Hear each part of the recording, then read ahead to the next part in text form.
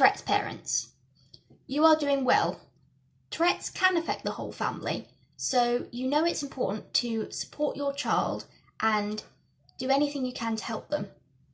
You are an advocate for your child, so you know that you can go into their school to help them get the support, accommodations, modifications and adjustments that they need. And I know that you're even willing to make adjustments in your own life to benefit your child's health. I know that you know that everyone with Tourette's is different, so different things work for different people, and this is why it's so important to be open to different treatment options and management strategies, because what works for one person with Tourette's may not work for another, and you know your child best and your child knows themselves best, so it's important to work together to do what's best for them. It's also really important to help your child to develop confidence and raise their self-esteem, because one day they will be able to be their own advocate, and it's important that they also know that they have loving roots and support, but they will be able to advocate for themselves when they're older, and that's why it's important to start young and increase their confidence. It's also really important to know to take time to care for yourself and do something that relaxes you, because sometimes living with someone with Tourette's can be stressful, but then it's even more stressful for the individual. And people with Tourette syndrome need understanding, compassion and support, but you can't always pour from an empty cup. So it's important to look after yourself, and so that you can do the same for your child. If you manage your own anxiety, then you'll be better at handling it with your child and supporting them through the process. It's important not to feel guilty if you're giving your child medication or anything, because, as I said, different things work for different people. And although natural treatments work best for me, I know that for other people, medication can be life-changing and can really help them do things that they may have not otherwise been able to do. So it's important not to feel guilty if you're giving your child medication, because your child will know that you're just trying to help them.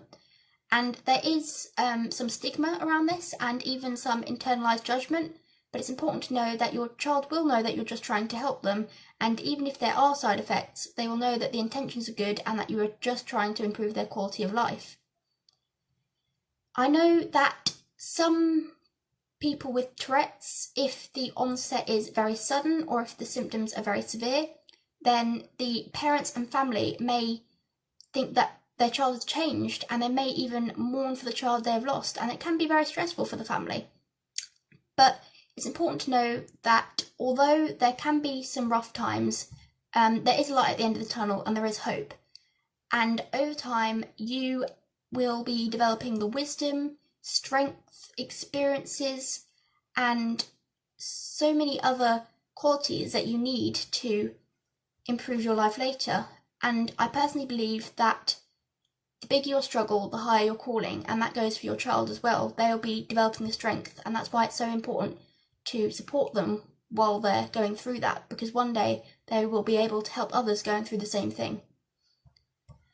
I personally believe that parents of people with Tourette syndrome are part of the Tourette's community, because, as I said, Tourette's can affect the whole family, and I think it can be really helpful for parents and carers of Tourettic individuals to talk to other people with the condition so that they can get an insight into what it's like. But of course, you do have to listen to your own child as well, because everyone with Tourette's is different. And no matter how young your child is, they probably will have something that they want to communicate with you, whether that's verbally or non-verbally. So it's important to listen in any way you can and give your child the support they need and what they feel helps them. It can also be helpful to help your child develop coping strategies, maybe for certain tics, maybe chewing gum for vocal tics, or maybe wearing a padded glove for hitting or self-injury tics. And you may also be able to cope through humour, because I know that works for some people. And if you start early and help your child develop coping mechanisms, then they're more likely to know how to cope with it as an adult, so that they can improve their quality of life and accept who they are. Unfortunately, if you are a family member of someone with Tourette syndrome, you may face some public ignorance. I know that if a individual is ticking in public or having a rage attack, people may just write it off and assume they are badly behaved, but that's not true in the slightest.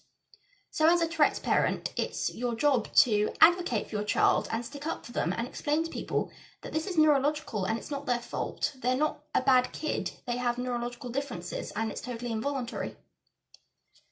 And unfortunately, sometimes you may face ignorance from medical professionals as well. I know for me, my parents were told that it was like a discipline problem, that they should discipline more.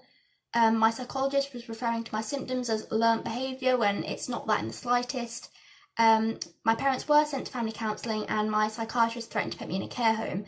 So there is so much ignorance out there because Tourette's is such a complex and misunderstood condition.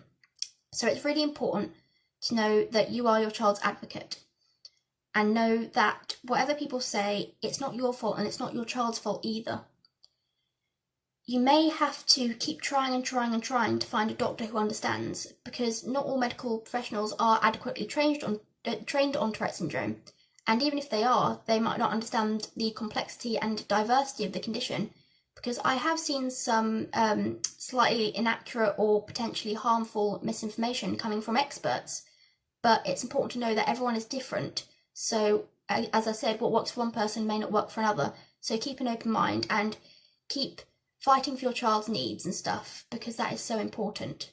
And also, sometimes if you are facing a lot of judgment from medical professionals, it can affect your mental health as well. So as I said, take care of yourself and manage your own anxiety so that you can help your child through it as well.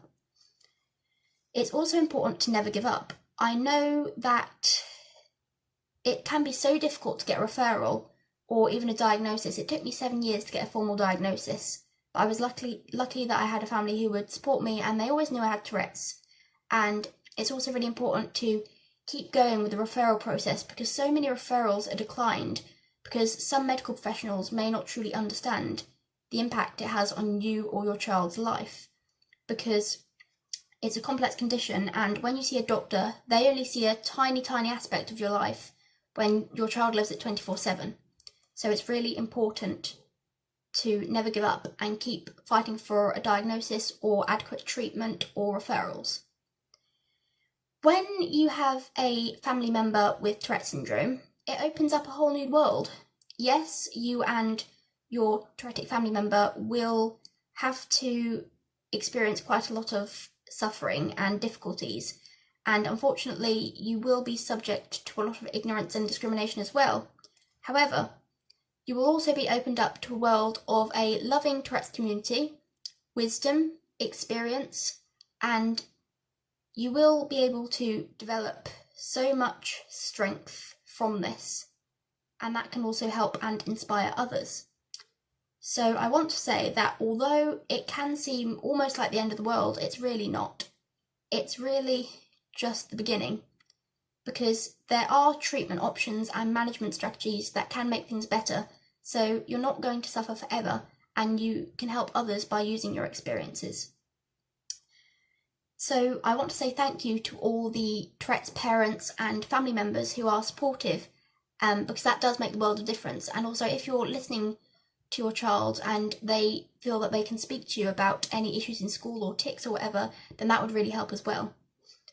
However, I do understand that unfortunately not every Tourette's parent is supportive, and a small minority may also be emotionally abusive, and in that case that is just awful. But luckily pretty much all the Tourette's parents I've met have been absolutely wonderful, but I understand that maybe not everyone is like this. So in that case it's important to sort of talk to people who understand. See if you can talk to others in the Tourette's community who understand what you're going through, and also if it's affecting your mental health, then go and see a mental health professional like a counsellor or a psychotherapist or something, because that can help some individuals as well. And if you feel that you aren't getting the support you need, then if you can message me whenever you want, I'll be your friend, and you can find me on my Facebook, which is Tourettics Unite, and then my Instagram, which is also called Tourettics Unite. So I'll be happy to talk to anyone. But I do want to say thank you to all the wonderful Tourette's parents and family members, and also thank you to all the individuals with Tourette's who are showing their strength every day and helping others and getting through things that might be really difficult. So thank you for watching. Bye!